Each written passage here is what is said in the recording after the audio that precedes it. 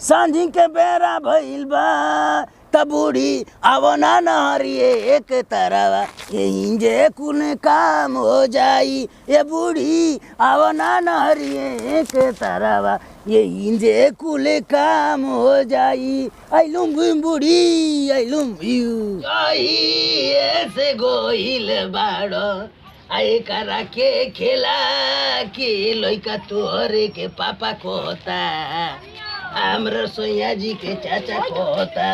अरे उठ लाली अरे कंजरा अरे उठ लाली अरे कंजरा अजान मारे तोहरो टूपिस घंगरा ये गुरी अलगे तू कर वही बुमार झगड़ा ये गोरी।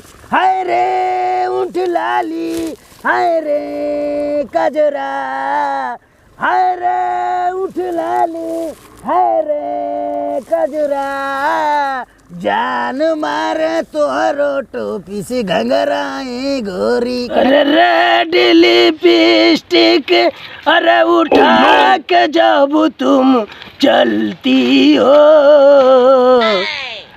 चिरकुट को कमाल लगती हो। अरे चल अरे सरसों सिवान में फुलाए लगल चिरकुट का मन प्याराए लगल रंगा का मोचिया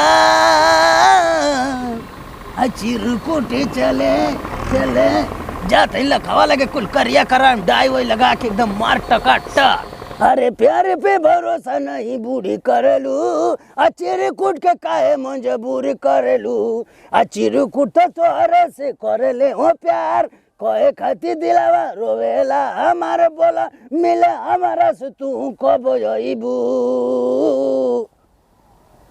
अयो माय भुला के नहीं रे भैया कैसा यहाँ गाँव करे कमरा आली